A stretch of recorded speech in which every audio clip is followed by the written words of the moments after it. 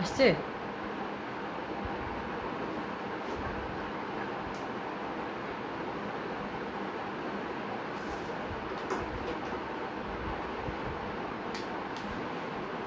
আসসালামু আলাইকুম। সমাজবিজ্ঞান দ্বাদশ শ্রেণীর অনলাইন ক্লাসে সবাইকে স্বাগত। সঙ্গে আছি বরাবর মতোই আমি নূরুল বেগম, প্রফেসর সমাজবিজ্ঞান, পাঁচবিঘে কলেজ, ২৫০০ প্রিয় শিক্ষার্থীরা, তোমরা নিশ্চয়ই অবগত আছো। আমি বলেছিলাম যে আমরা প্রথম পত্র অষ্টম অধ্যায় 3টা ক্লাস নিয়ে আমাদের শেষ করব, আজকে শেষ ক্লাস। তোমরা নিশ্চয়ই আমার সাথে সংযুক্ত হয়েছে কিংবা হবে। যাই হোক, আমরা মূল পাঠে যাব। আজকের বিষয় হচ্ছে সমাজবিজ্ঞান প্রথম পত্র অষ্টম অধ্যায়, জেন্ডারের ভিত্তিতে সামাজিক অসমতা বা সামাজিক বৈষম্যের যে প্রভাব, সেটা নিয়ে আমরা আজকে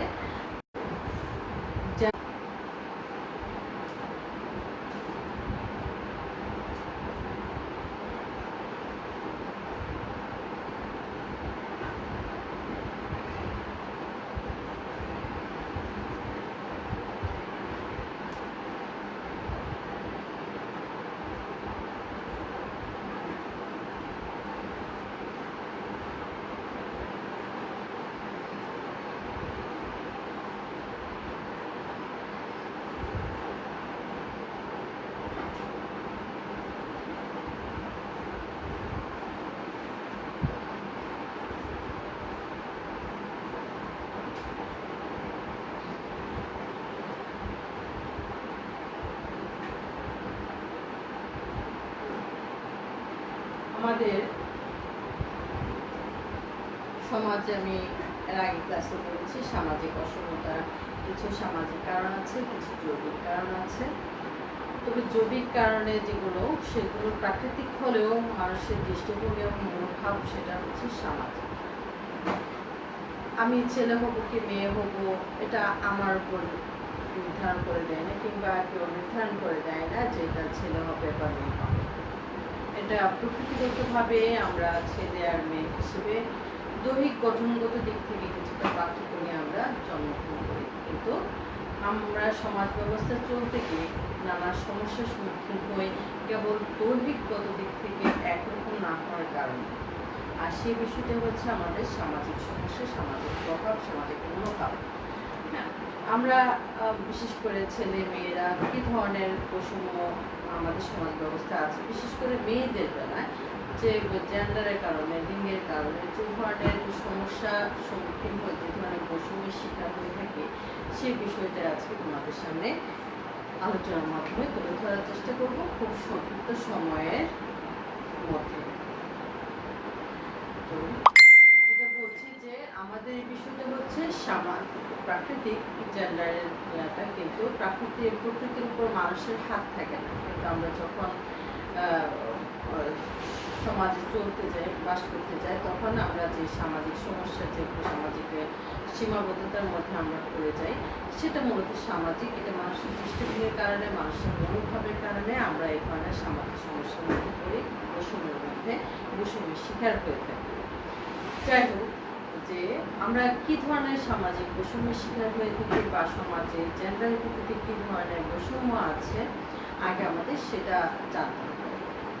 শুরুতে দেখো, আমরা জন্মের সময় জন্মগত দিক থেকে যে আমরা কিছু পার্থক্য দেখা যায়, জন্মগতভাবে যে বৈষম্যগুলো আছে, যেমন আমাদের সমাজ ব্যবস্থা, পুরুষতান্ত্রিক সমাজ ব্যবস্থা বলো কিংবা পিতৃতান্ত্রিক সমাজ ব্যবস্থা বলো, সবখানে দেখবে জন্মগতভাবে আমরা বেশি বৈষম্যের শিকার হই। জন্মগতভাবে হিন্দু ধর্মে আছে, আমাদের ধর্মে, মুসলমান ধর্মে আছে, মুসলমান ধর্মে আছে, যে একটা নবজাতক শিশু জন্মগ্রহণ করলে, বিশেষ করে ছেলে হলে, ইসলাম ধর্মে আছে সজোরে আজান দেয়। এমনকি খুব গর্ব করে বাবারা বলে থাকেন যে আমার তো মেয়ে হয়েছে, কিংবা ওই পরিবারের সদস্যরা বলে থাকে অমুকের তো ছেলে হয়েছে। গর্ব করে বলে না, মেয়ে হয়েছে। ছেলে হলে সেটা গর্ব করে বলে থাকে যে আমার তো ছেলে হয়েছে, কিন্তু মেয়ে হলে বাবা বলো আর পরিবার সদস্য বলো কেউ অতটা প্রফুল্ল চিত্তে আনন্দ চিত্তে গর্ব করে বলে না আমার মেয়ে হয়েছে, এই কথাটা বলে না। সজোরে আজান দেয় তো প্রশ্ন ওঠে না। হিন্দু ধর্মেও আছে যদি ছেলে হয় তাহলে শঙ্খ ঢোল ঢালা নিয়ে উলুধ্বনি দিয়ে তাকে স্বাগত জানানো হয়। কিন্তু একটা মেয়ে শিশু হলে বাবা মার মন যেমন অন্ধকারে ছেয়ে যায়, আকাশের মেঘ যেমন অন্ধকার হয়ে থাকে, বাবা মার মনটা এরকম অন্ধকারাচ্ছন্ন হয়ে যায়। যদি বাবার মনটা অন্ধকারাচ্ছন্ন হয়, বাবাকে দেখে মার মনটা অন্ধকারাচ্ছন্ন হয়ে যায় যে আমার ঘরে মেয়ে হয়েছে। এখানে চিন্তা করে দেখো, হিন্দু ধর্মে কিন্তু এরা দুর্গা একটা নারীর প্রতিমাকে পূজা দিয়ে থাকে, কিন্তু ঘরে একটা মেয়ে আসলে তাকে লক্ষ্মী বলে ওভাবে স্বাগত জানায় না, ঢাকঢোলও পিটায় না, উলুধ্বনিও দেয় না। এটা একটা ছেলে হলে তাকে খুব ভাবে মূল্যায়ন করা হয়। আমাদের ধর্মের বেলায় একই রকম বিধিবিধান, যে আজান দেওয়ার যে রেওয়াজটা আছে, ছেলেদের বেলায় খুব উচ্চস্বরে আজান দিচ্ছে, নানা দিচ্ছে, মামা দিচ্ছে, বাবা দিচ্ছে, যেই দিচ্ছে। বিশেষ করে আমাদের দেশের যদিও এটা পিতৃতান্ত্রিক সমাজ ব্যবস্থা, দেখা যায় যে মেয়েদের ডেলিভারির সময় মাতুলালয়ে থাকে, সেক্ষেত্রে নানা মামায়েরা নাতি নাতনি, বিশেষ করে নাতি হলে সজোরে আজান দেয়, তো নাতনি হলে খুব একটা দেয় না, কানে কানে ফিসফিস করে কি বলে। কেন? আজান নির্দিষ্টটা কি? ছেলেরা মায়ের পেটে থাকে, মেয়েরা তো মায়ের পেটে থাকে না, কলা গাছে থাকে। কিন্তু এখানে দেখো নানা বৈষম্যের শিকার। জন্ম থেকে মায়ের পেটেই তো ছিল ছেলে ও মেয়েও, কিন্তু ভূমিষ্ঠ হওয়ার পর থেকেই কিন্তু যে বৈষম্যটা হচ্ছে আজান দেয়া নিয়ে, সেটা মানুষের মনোভাবের কারণে, মানুষের দৃষ্টিভঙ্গির কারণে, সেজন্য এটা একটা সামাজিক বৈষম্য, সামাজিক অসমতা। এটা কিন্তু আমরা দৈহিকগতভাবে যে অমিলটা ছেলে আর মেয়ের মধ্যে যে পার্থক্যটা, এটা কিন্তু কেউ কারো কোনো ইচ্ছার বিষয় না। যে যেমনটা হয় জন্মগ্রহণ করবে, তাকে তেমন পরিবেশ তেমন পরিস্থিতি নিয়েই চলতে হবে। আমি মেয়ে হয়েছে, আমাকে মেয়ের এনেই থাকতে হবে, আমাকে এটা চেঞ্জ করা যাবে না। আমি ছেলে হয়ে যেতে পারবো না, যে ছেলে হয়েছে সে মেয়ে হয়ে যেতে পারবে না, তার ইচ্ছার কোনো এখানে দাম নেই। এটা একমাত্র উপরওয়ালাই জানে যে কে ছেলে হবে কে মেয়ে হবে, কাকে ছেলে করে পাঠাবে কাকে মেয়ে করে পাঠাবে। কিন্তু ভূমিষ্ঠ হওয়ার পর থেকে আমরা নানা বৈষম্যের শিকার হয়ে থাকি।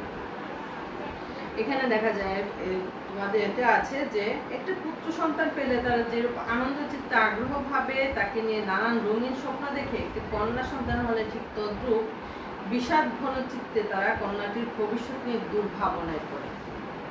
প্রত্যেকটা পরিবারেই দেখা যায় যে দুটা ছেলে হয়েছে সমস্যা নাই, খুব আনন্দে থাকে, কিন্তু দুটা কন্যা সন্তান হয়েছে সেই বাবা মা মন খারাপ করে, কারণ পারিপার্শ্বিক অবস্থার কারণে, আমাদের যে সামাজিক যে প্রেক্ষাপট, সেখানে পিতৃতান্ত্রিক সমাজ ব্যবস্থা, পুরুষতান্ত্রিক সমাজ ব্যবস্থা, মেয়েদের দাম নেই বলেই বাবা মারা চিন্তায় পড়ে দুর্ভাবনায় পড়ে, যেটা জন্ম থেকেই বলছি। আরেকটা কথা বলি, দেখবে শিশু, সেক্ষেত্রে তাকে আমরা মেয়ে না ছেলে সেটা তখন বলি না, যে এভাবে জেন্ডার ভাগ করি না, তাকে কিন্তু আমরা শিশু হিসেবে মূল্যায়ন করি। শিশুদের খেলনার জিনিসপত্র যে কোনো জিনিসই হতে পারে, খেলনার বিষয় হইল তো, কিন্তু একটা আগে জানে ছেলে হয়েছে কি মেয়ে হয়েছে। যদি শুনি যে ছেলে হয়েছে, ছেলের জন্য একটা ফুটবল নেওয়া হয় যে লাথি মারতে শিখ, আর মেয়ে হলে তার জন্য হাড়ি পাতির পুতুল নেওয়া, যে তাকে জন্ম থেকে শিখিয়ে দেওয়া হচ্ছে তুমি অন্যের ঘরে ঘরণী হবা, তুমি এরকম পুতুল পুতুল সংসার করবে। আর ছেলে হলে তাকে ফুটবল, পিস্তল, হ্যাঁ, এই সমস্ত খেলনা দিয়ে তাকে দেখানো হচ্ছে তুমি বড় হয়ে ডিফেন্সে যাবা, পিস্তল আর্মস থাকবে তোমার কাছে, তুমি ছেলে মানুষ, তুমি ফুটবল নিয়ে খেলবা, তুমি ছেলে মানুষ। কিন্তু একটা মেয়ে শিশুকে কিন্তু কেউ ফুটবল দেয় না। ভুল করে যদি কেউ নিয়ে আসে, এসে যদি দেখে মেয়ের বাবু হয়েছে, তখন ওই লোকটা আবার বলে আয় হ্যাঁ আমি তো ভুল করে বল নিয়ে আসছি, আমি তো শুনছি ছেলে হচ্ছে। তখন বাবা মার মনটা কেমন লাগে? তো সে তো বাচ্চা, বাচ্চা তো বাচ্চাই, তাকে ছেলে আর মেয়ে হিসেবে দেখানো হচ্ছে। দেখে একটা আমাদের চোখের সামনে, আমার চোখের সামনে এই ঘটনাটা ঘটেছে। ভদ্রলোক জানতেন যে ছেলে হয়েছে, তাই উনি এমন বড় একটা বল নিয়ে আসছে, ছোট ছোট বল আনছে, বড় বল আনছে। এসে দেখে সেখানে ছেলে সন্তান হয়নি, কন্যা সন্তান হয়েছে। কন্যা সন্তান হয়েছে, লোকটা আবার বলতেছে আয় হায়, আমি তো ভাবছি, আমি তো জানছি যে এটা ছেলে হয়েছে, তাই তো আমি বল নিয়ে আসছি, মেয়ে হলে জানলে তো পুতুল নিয়ে আসতাম। কেন মেয়েরা বল খেলতে পারে না? মেয়েরা চাইলে কি ফুটবলে লাথি মারতে পারে না? পারে। কিন্তু আমাদের দৃষ্টিভঙ্গিটা এরকম, আমাদের মানসিকতাটা এরকম। আসো যে খাদ্য পরিবেশনগত যে বৈষম্যটা হয় পরিবার ব্যবস্থা, যে একই সাথে ছেলেও বসছে, মেয়েও বসছে, একই পরিবারে মা বাবা, পরিবার তো একটাই, তাদের ছেলেও আছে মেয়েও আছে। এখানে খাবার পরিবেশন করতে গেলে দেখা যায় যে মায়েরাই তো রান্না বান্না করে, কিন্তু মায়েদের ইচ্ছা থাকলেও সাহসে কুলায় না যে মেয়ের পাতে মুরগির লেগ পিসটা দেয়, মাছের মোলটা দেয়, দুধের শটটা দেয়। এটা দেয় না, দিতে পারে না। দেখা যায় যে পাশে বসে থাকা যে ছেলেটা, ছেলের ভাগে পড়ে, দুধের সর পড়ে, মাছের মাথা পড়ে, মুরগির লেগ পিসটা পড়ে। মেয়ে পছন্দ লেগ পিস, তাও মেয়ের পাতে লেগ পিসটা দিতে পারে না মা, কিংবা দেয় না। দেখা যায় যে এমনও আমার চোখের সামনে দেখা যে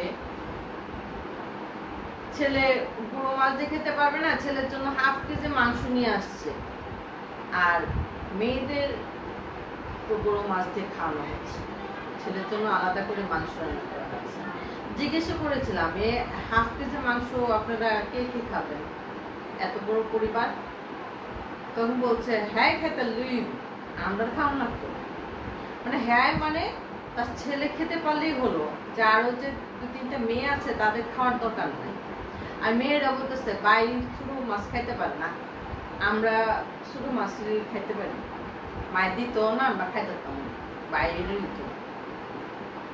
এই ধরনের সমাজে আমরা যেটা প্রত্যক্ষ করি, প্রত্যক্ষ কথাগুলো, সত্য কথাগুলো আমি কিন্তু আজকে বইয়ের ভাষায় না, সত্য কথাগুলো তোমাদের সাথে শেয়ার করছি, যে আমাদের সমাজের প্রেক্ষাপটটা এরকম, পরিবার ব্যবস্থাটা এরকম, যে মেয়েদেরকে খেতে বসতে এখানে বৈষম্য শিকার হতে হয়। যে ছেলেরা মাছের বাছাটা খাবে আর মেয়েরা বাছাটা কল্পনা করতে পারে না। বাবার বাড়ি তো দুটা খায়, স্বামী বাড়িতে গিয়ে দুটা খায়। বাবার বাড়িতে খায় না, মেয়ে হয়েছে, পরের বাড়িতে গিয়ে খাইতে হইব, পরের বাড়িতে যাইতে হইব, তখন বাবা মায়ের খরচ করতে হবে, সে ধরনের একটা চিন্তা ভাবনা আছে। আর পরের বাড়ি এসে মেয়েরা আরো হীনমন্যতায় ভুগে, যে পরের বাড়িতে আসছে, বাচ্চাটা খাবো কি করে, কারণ নিজের বাড়িতেই তো খাইতে পারে না। কিন্তু খাবার দাবারের যে একটা বৈষম্য আছে, থাকবে, ছিল, আছে, এটা থাকবে। সেই আদিমকাল থেকে, যখন থেকে সম্পদের ব্যক্তিগত মালিকানা তৈরি হয়েছে, তখন থেকে মেয়েরা এ ধরনের বৈষম্যের শিকার হয়েছে। দেখা যায় যে মেয়েদেরকে শিকারে নেওয়া হতো না, বলা হতো তোমরা দুর্বল, তোমরা ঘরে থাকো। তাদেরকে ওইভাবে দেওয়া হতো না, সবকিছুতে তাদেরকে পিছনে রাখা হতো, তোমরা মেয়ে, তোমরা মেয়ে, তোমরা ঘরে থাকো, তোমরা মেয়ে, তোমরা মেয়ে, তোমরা মেয়ে। খাবার দাবার, পোশাক পরিচ্ছদ, চলাফেরা, শিক্ষা, চিকিৎসা, দমিয়ে রাখা হয় সবকিছুতে। এটাই বলা হচ্ছে যে খাদ্য পরিবেশনের বেলায়ও কিন্তু মানুষের মধ্যে, পরিবার ব্যবস্থার মধ্যে বৈষম্যের শিকার হয় মেয়েরা, ঘরের মধ্যে, বাবা মার মধ্যে। যে ছেলের পাতে কেন দুধের শটটা যাবে, ছেলের পাতে কেন মাথার মোলটা যাবে। ছেলে তো শ্বশুর বাড়িতে গেলে রাজার হালে বসে খায়, মেয়েরা শ্বশুর বাড়িতে কি রানীর হালে বসে খেতে পারে? দাসীবাদীর মতো খায়, উচ্ছিষ্ট একটা খায়, খাওয়া। তেমনি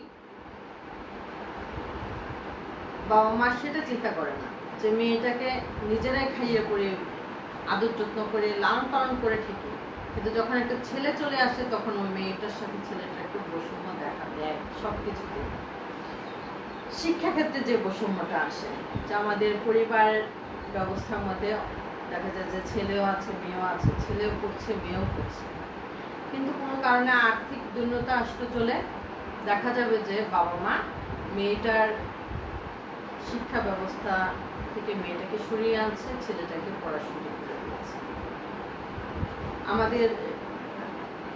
আমরা কলেজে আছি, আমাদের কলেজে আমার অনেক স্টুডেন্ট আছে যে ভাইকে সুযোগ দিতে গিয়ে বোন আর করছে না, কারণ লেখাপড়ার যে খরচ আছে খরচটা বাবা মা চালিয়ে যাওয়ার মতো না, তাই ভাই পড়ুক বোন না পড়ুক। কারণ বোনকে তো আবার বিয়ে দিতে হবে, তখন আবার খরচ করতে হবে, এত খরচ বাবা মা করতে পারবে না মেয়ের পিছনে। কিন্তু ভাইয়ের পিছনে করলে কি হবে, বিয়ে করানোর সময় উল্টো নিয়ে আসবে, ছেলে চাকরি করবে, করে বাবা মাকে খাওয়াবে, সে বিয়ে করার সময় উল্টো তো নিয়ে আসবে, দিতে হবে না। কিন্তু মেয়ের বেলায় তো দিয়ে দিতে হবে, বাবা মার মধ্যে এই টেন্ডেন্সি আছে, যার জন্য মেয়েরা শিক্ষার ক্ষেত্রে পিছিয়ে থাকে অনেক বাড়ি। দেখা যায় যে পুত্র সন্তানটাকে যতটা সুযোগ সুবিধা দেওয়া যায় উচ্চশিক্ষা গ্রহণের বেলায়, কিন্তু একটা মেয়ের বেলায় কিন্তু ততখানি সুযোগ সুবিধাটা পরিবার থেকেই পায় না। সমাজের কথা তো পরে আসে, পরিবারই সেটা দিতে পারে না।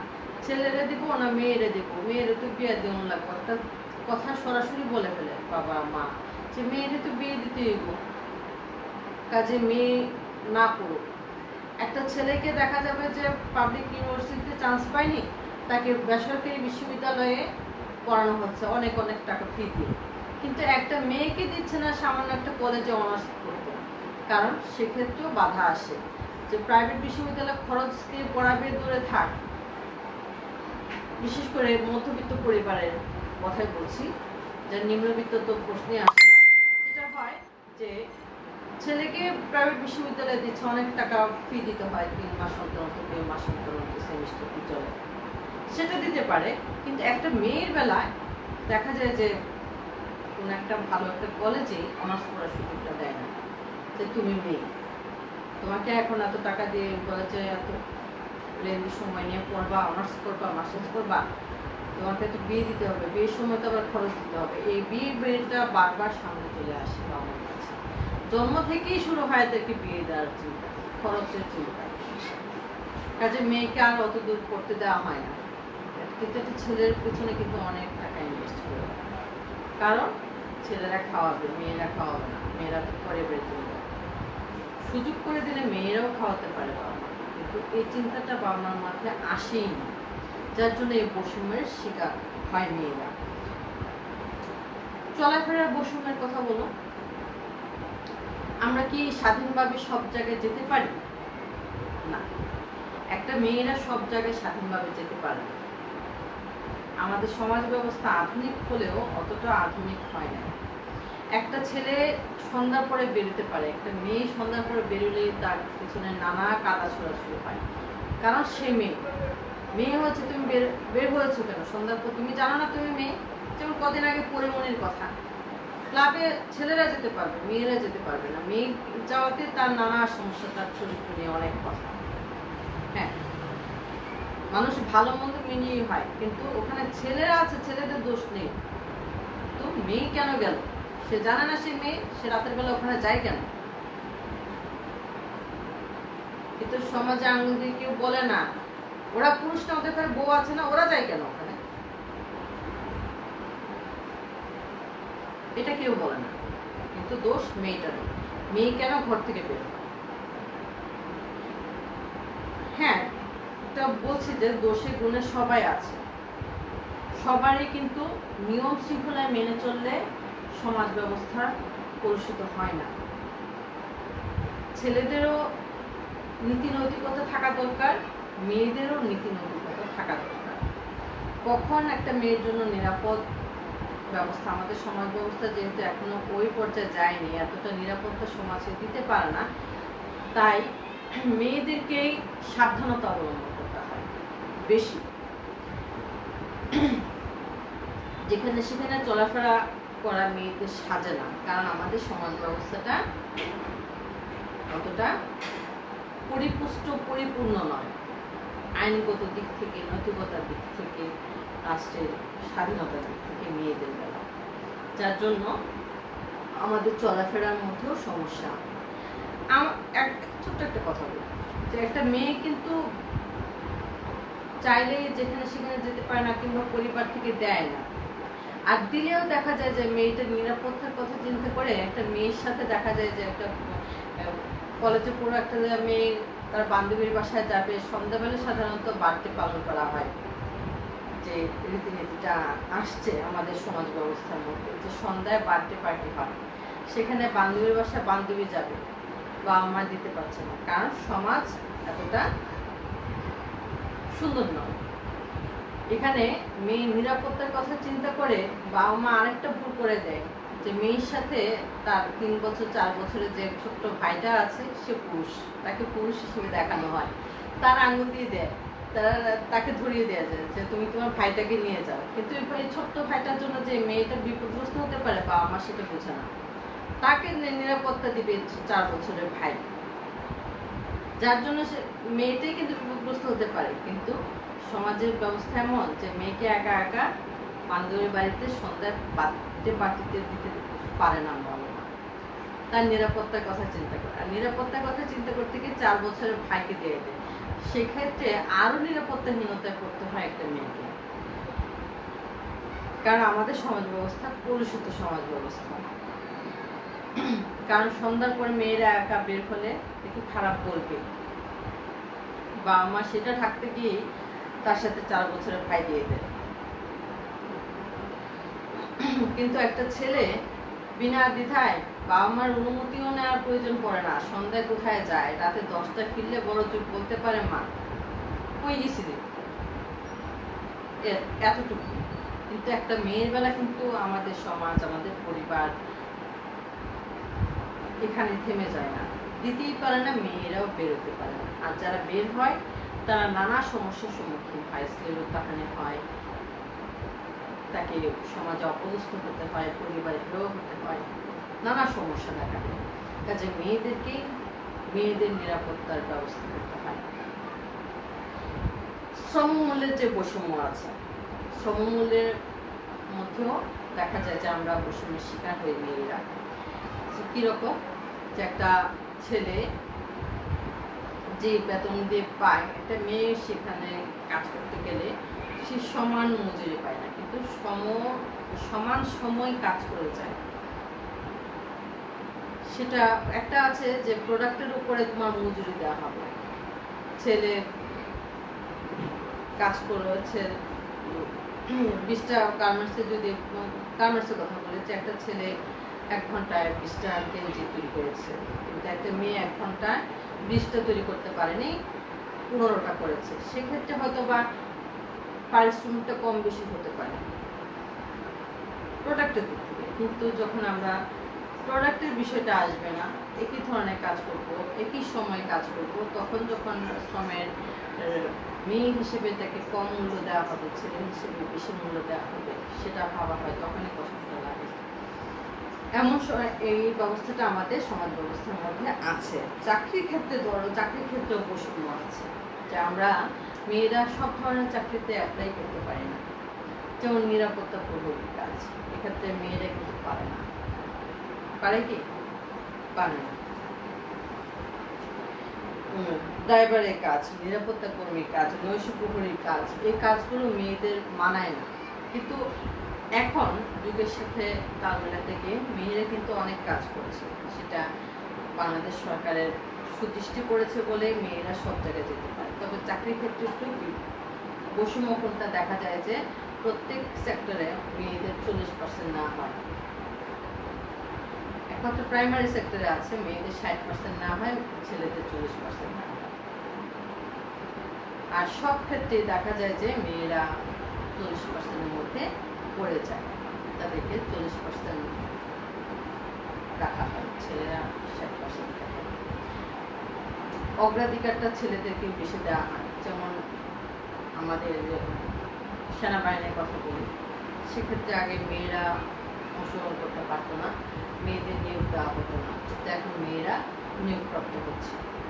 এটা কল্পনাই করা যেত না যে সেনাবাহিনীতে মেয়েরা আছে, পুলিশের মেয়েরা আছে। রেলের গাড়ির ড্রাইভার এখন মেয়ে আছে। বৈষম্যটা এখান থেকে কিছুটা কমে আসছে, কিন্তু বৈষম্য আছে। তাও যখন সমাজ ওইভাবে দেখে মেয়ে কি নাইট ডিউটি করে, গার্মেন্টসের চাকরি নাইটি করবে, কিন্তু তাকে সহজভাবে নেয় না সমাজ। গার্মেন্টসের সেরি করে, এভাবে মন্তব্য করে, রাতে কাম করে, এ ধরনের কথা বলে, নানা বাজে মন্তব্য করে। সে সরকারি অফিসে যদি রাতে ডিউটি করে, ডাক্তার পেশায় ডাক্তার, কিন্তু রাতে ডিউটি আছে, পরিবার তাকে সাপোর্ট দিলেও দেখা যায় যে সমাজের প্রেক্ষাপটে তাকে নানা কথা শুনতে হয়। ডাক্তার রাতে হাসপাতালে ঢুকতে নানা কথা শুনে, ডাক্তার হয়েও সাথে নেই, নাইট করতে হয় বলে। কাজে আমরা আচরণবিধির দিক থেকে, চাকরির দিক থেকে নানাভাবে বৈষম্যের শিকার হচ্ছি। সম্পদের উত্তরাধিকারের কথা বলি, সেক্ষেত্রে কিন্তু আমরা বৈষম্যের শিকার হই।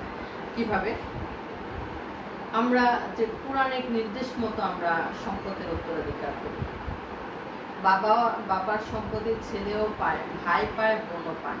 কিন্তু আমাদের সমাজ ব্যবস্থায় বেশিরভাগ ক্ষেত্রে দেখা যায় যে ভাইরা বোনদেরকে সম্পদের ভাগ দিতে নারাজ থাকে। কোনো বোন যদি সম্পদের ভাগ আনতে চায় বা ভাগটা কথাটা বলে, সেক্ষেত্রে তাকে অপদস্থ হতে হয়। ভাই অনেক শক্তিশালী দেখায়, সমাজের প্রভাব খাটিয়ে সবাইকে হাতে নিয়ে মেয়েদেরকে, বোনদেরকে এমন জায়গা থেকে সম্পদের উত্তরাধিকার দেয়, যদিও দেয় এমন জায়গা থেকে দিবে যে জায়গাটার কোনো মূল্য তার অন্যান্য জায়গা থেকে অনেক কম, দিয়ে তাকে বিদায় করন্ত কথা। পরবর্তী সময়ে সে বোন আর ভাইয়ের বাড়িতে পা রাখতে পারে না, তুই না বাগনিস তুলে। কিন্তু আমাদের যে পুরাণিক যে নির্দেশ, সেই নির্দেশ অনুযায়ী কিন্তু একটা মেয়ে সম্পদের দুটা বোন যে পরিমাণ পাবে, একটা ভাই সে পরিমাণ পাবে। তাও দেখা যায় যে ভাইয়ের পরিমাণটা বেশি, তো সে বেশি নিয়েও শান্ত হয় না। বোনকে তো লামসম দিয়ে বুঝিয়ে দিয়েছে, তা সত্ত্বেও তাকে পরবর্তীতে তার বাড়িতে আসতে দেয় না। কিন্তু পুরাণের যে নির্দেশ আছে যে 2/1 বোনরা পাবে, কারণ হিসেবেও আছে যে বোনরা স্বামীর বাড়িতে পায়। আর এখানে কম দেওয়ার অর্থ হচ্ছে মেয়েদেরকে বোঝানো হচ্ছে, তোমাকে এখানে কম দেওয়ার অর্থ হচ্ছে তুমি কি পরে ভাইয়ের বাড়িতে বেড়াতে আসবে না, ভাই কি তোমাকে বিপদ আপদে সাহায্য করবে না, সেজন্য তোমাকে এখানে কম দেওয়া, তুমি তো স্বামীর বাড়িতে পাবাই, সেজন্য কম দেওয়া হচ্ছে, এভাবে বোঝানো হয়। কিন্তু বাস্তবিক প্রেক্ষাপটে দেখা যায় যে কোনো বোন যদি তার ভাইয়ের বাবা মারা যাওয়ার পর বাবার সম্পদের উত্তরাধিকার হিসেবে সম্পদ আনতে যায় বা সম্পদটা দখলে যেতে চায়, তখন দেখা যায় যে ভাইয়েরা লাঠি নিয়ে দাঁড়ায়। আর কোনো বোন দেখা যায় যে ভাইয়ের কাছে ভালো শাস্তি গিয়ে তার অধিকার থেকে সে বঞ্চিত হচ্ছে, সে তার অধিকারটা ভাইকে দিয়ে আসছে, কিন্তু দিয়েও সে সুখী হতে পারছে না। আমাদের সমাজ ব্যবস্থার প্রেক্ষাপটে দেখা যায় যে আবার এখানে আরেকটা কথা আছে যে যারা মেয়েরা স্বামীর বাড়িতে পায়, দেখা যায় যে বাবার ভাগটা আনতে গেলে যেমন ভাইয়েরা সমস্যা করে, তেমন স্বামীর বাড়িতে যে স্বামীর সম্পদে মেয়েরা উত্তরাধিকার হয়, 8 ভাগের 1 ভাগ পায়, সেক্ষেত্রেও দেখা যায় যে স্বামীর অনুপস্থিতিতেও মালিকানা হয়। দেখা যায় যে যদি শ্বশুর থেকে, দেবর থেকে, ভাসুর থেকে, তারা আবার এখানে সমস্যা করে বসে, দিতে চায় না। হকটা সে যে পাওনা, সে যে হকদার, এটা সবাই অস্বীকার করে বসে নানা লাঞ্ছনা দিয়ে ঘরের বউকে তাড়িয়ে দেওয়ার চেষ্টা করে। আমাদের সমাজ ব্যবস্থার প্রেক্ষাপট হচ্ছে এরকম যে আমরা প্রতি পদে পদেই নানা সমস্যা, নানা বৈষম্যের দিক থেকে যাই, সম্পদের দিক থেকে, উত্তরাধিকারের দিক থেকে যাই, শিক্ষার দিক থেকে যাই, খাদ্যের দিক থেকে যাই, জন্মগত যে আদব রীতিনীতি আছে সেই ক্ষেত্রেও আমরা বৈষম্যের শিকার হই। চাকরির ক্ষেত্রে আমরা বৈষম্যের শিকার হই। এইগুলো আমাদের জেন্ডার ভিত্তিতে নানা বৈষম্য, যেটা আমাদের সমাজ ব্যবস্থায় প্রচলিত আছে। হ্যাঁ, আরেকটা বৈষম্য আছে যে বয়সের দিক থেকেও কিন্তু আমরা বৈষম্যের শিকার হই। সমাজ ব্যবস্থা নানা সমস্যা দেখা দেয়। বৈষম্যের দিক থেকে। তো বয়স বৈষম্যের বিষয়টা নিয়ে একটু আলোচনা করি।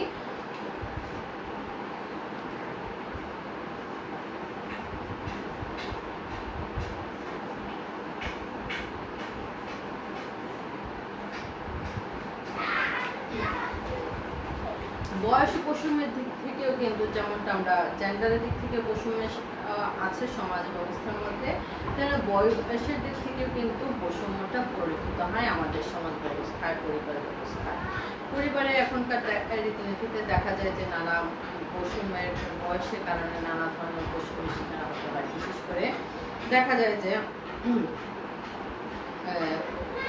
আমাদের সমাজ ব্যবস্থায় প্রবীণ যারা আছে কিংবা শিশু যারা আছে, যুবক যারা আছে, কিশোর যারা আছে, এভাবে সমাজে যে বয়সের ভিত্তিতে শ্রেণী বিন্যাস করা হয়, যে শিশু, কিশোর, যুবক, প্রবীণ, এই প্রত্যেকটার ক্ষেত্রে কিন্তু আমরা বৈষম্য দেখি। যেমন একটা শিশু সে যেভাবে পরিবারে যতটা আদরের থাকে, একটা আমাদের সমাজ ব্যবস্থা দেখা যায় যে অনেকটা প্রবীণরা, বিশেষ করে শিশুদের তুলনায় প্রবীণরা বৈষম্যের শিকার হয়ে থাকেন বেশি। যে আমাদের সমাজ ব্যবস্থায় সেই প্রবীণদের এই বৈষম্যের শিকার হওয়ার পিছনে কারণ আছে, সেটা হচ্ছে যে আমাদের সমাজ ব্যবস্থা মানুষের যে উচ্চ বলে সে চিন্তা ভাবনা যখন আসে কিংবা অর্থনৈতিক উন্নতি থাকলে সাধারণত এই বৈষম্যটা বেশি দেখা দেয়। পরিবার ব্যবস্থার মধ্যে যতটা যুবকরা ততটা প্রাধান্য পায়, কিশোররা অতটা প্রাধান্য পায় না। আর প্রবীণরা তাদের যখন চাকরি থেকে অবসর নেয় তখনও দেখা যায় যে তাদের অবসর নেওয়ার পর একটা পরিবার ব্যবস্থার মধ্যে একটা হেয় প্রতিপন্ন চলে আসে যে তুমি অক্ষম, তোমাকে আর কাজের যোগ্য না, তাই তোমাকে অবসর দেওয়া হচ্ছে। বিশেষ করে যে সমস্ত প্রবীণ চাকরিজীবী আমাদের দেশে একটা নির্দিষ্ট সময় পর্যন্ত চাকরি করতে পারে, কারণ চিন্তা ভাবনা করা হয় যে একটা নির্দিষ্ট বয়স সীমা থাকে, এই বয়স সীমা পর্যন্ত তার কর্মদক্ষতা থাকবে, পরবর্তী সময় তার কর্মদক্ষতা থাকবে না, একটা কারণ। দ্বিতীয় আরেকটা কারণ হচ্ছে যে এই নির্দিষ্ট বয়স সীমার পরে যদি তাকে অবসরে বাধ্যতামূলকভাবে অবসরে পাঠানো হয়, যারা নতুন আসবে তাদেরকে সুযোগ দেওয়া একটা অবকাশ থাকে। সেক্ষেত্রে কিন্তু বাধ্যতামূলক অবসরের একটা ব্যবস্থা আছে। সেক্ষেত্রে বয়স আছে যে কোনো কোনো দেশে, আমাদের দেশের কথা বলে যে 57, 60 বছর, 65 বছর এটা বাধ্যতামূলক অবসরের বয়সসীমা নির্ধারণ করা হয়েছে। তো আমাদের এই বয়সের ভিত্তিতে যে বৈষম্যগুলো আছে, দেখা যায় যে খাদ্যের বেলা যে বৈষম্য আছে, একটা শিশুর খাদ্য যেরকম থাকে একটা কিশোর সেই খাদ্যটা খেতে পারে না, কিন্তু প্রবীণ যারা আছে তাদের জন্য এই খাদ্যটা উপযোগী না। বিয়ে সাথে অনুষ্ঠানে দেখা যায় যে যুবকদের প্রাধান্য দিয়ে খাদ্য নির্বাচন করা হয়, খাবারের আইটেমগুলো থাকে যে খাবারগুলো সাধারণত যুবকরা যতটা পেট পুরে খেতে পারে, বৃদ্ধরা সেভাবে খেতে পারে না, এবং শিশুরাও সেভাবে খেতে পারে না। দেখা যায় যে যারা প্রবীণ থাকে তাদের নানা রোগ ব্যাধি থাকে, নানা সমস্যা থাকে, ডায়াবেটিস থাকে, প্রেশার থাকে, হার্টের সমস্যা থাকে। এইগুলোর কারণে দেখা যায় যে বিয়ে শাদী, সুন্নতে খাতনা, মিলাদ মাহফিলের যে আয়োজনগুলো করা হয় ওগুলো তাদের স্বাস্থ্যের হানি করবে, সে চিন্তা করে কিন্তু কোনো অনুষ্ঠানে প্রবীণদের জন্য আলাদা কোনো ব্যবস্থাও করা হয় না। কিন্তু সবখানে দেখা যায় যে যুবকদের প্রাধান্য থাকে। তারপরে আসো পোশাকের বেলায় যদি থাকে, পোশাকের বেলায় কিন্তু এই ধরনের একটা বৈষম্যের শিকার হয়ে থাকে। বিশেষ করে যে পাঞ্জাবি কিনবে, দোকানপাটে দেখা যাবে যে মধ্যবয়সী যুবক গেছে পাঞ্জাবি কিনতে, খুব রং চমচমকে একটা পাঞ্জাবি, ছাক্কা সেটা পাঞ্জাবি দেখালো, কিংবা একটা মেয়ে শাড়ি কিনতে গেল, সেক্ষেত্রে দেখা যায় যে তাকে রং চমে অনেক শাড়ি দেখালো, কিন্তু যখন বলা হচ্ছে আবার দোকানদারে জিজ্ঞেস করে শাড়িটা কার জন্য নেবেন, যদি উত্তর আসে যে আমার মায়ের জন্য নেব কিংবা আমার নানির জন্য নেব, তাহলে ওরকমই এই ধূসর সাদামাটা শাড়ি দেখানো হয়, তাদের জন্য যেন রং চমটা মানায় না, এভাবে তাদেরকে হেয় করা হয় যে তোমার জন্য এই শাড়িটা না। যেন বয়স্কদেরকে ওই মলিন ধূসর এই ধরনের কাপড়ে যেন এদের জন্য বাধ্যতামূলক, রংচঙে কাপড় যেন এদের জন্য বাধ্যতামূলক না, এরকম মানায় না, এটাই তাকে পড়তে হবে। কিন্তু মন তো সবসময় চিরসবুজ থাকে, বয়সটা বেড়ে গেলে কি হয়, কিন্তু মন থাকে ওই রকমের রংচঙে পড়তে। কিন্তু সমাজ ব্যবস্থার প্রেক্ষাপটে দেখা যায় যে একজন যুবক যে ধরনের পাঞ্জাবি পরতে পারে, একজন যুবতী যে ধরনের শাড়ি পরতে পারে, মা নানীরা কিন্তু সেই ধরনের চাইলেও ওনারা পড়তে পারেন, যেন সমাজ তাকে বাধা দিচ্ছে যে তুমি এরকম এই বসে, কিংবা কেউ যদি পরেও দেখা যায় যে একজন আসে শোনায় দিল, কিন্তু তোমার বয়স হচ্ছে না, তুমি হলে এই ধরনের শাড়ি কাপড় পরো, এভাবে শোনায়। কিংবা একদম বুড়া যদি রংচঙে পাঞ্জাবি পরে বের হয়, তাকে নানা ধরনের টিপ্পণী শুনতে হয় যে কি এই ধরনের রংচঙে পাঞ্জাবি বেরা কই যাও, কি করবা, কথা শুনতে হয়, তোমার কি মানায় নাকি, তুমি এই ধরনের পাঞ্জাবি পরছো, বলে দিছে কেটে, এইভাবে কথাগুলো বলে। তাদেরকে বয়সটা আঙুলে ধরিয়ে দেওয়া হয়, দেখিয়ে দেওয়া হয়। দেখা যায় যে সব ধরনের কাজের দায়িত্ব থেকেও কিন্তু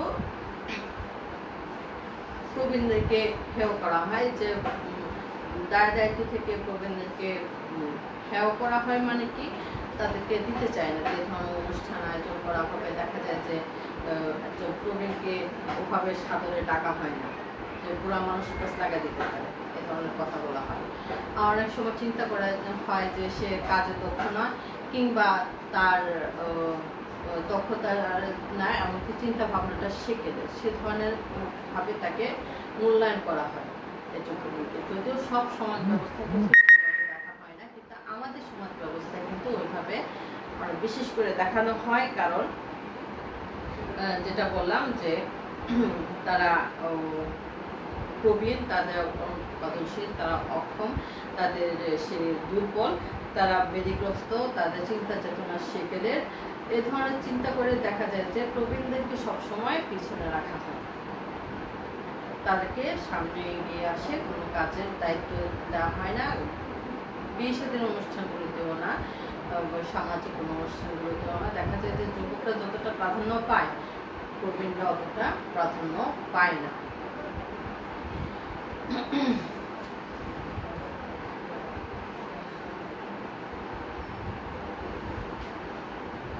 তো যাই হোক, আমরা আজকে মতো এখানে ক্লাস শেষ করব। তোমরা যে যেখানে থাকো সুস্থ থাকো, আর আমার জন্য দোয়া করো। আল্লাহ হাফেজ।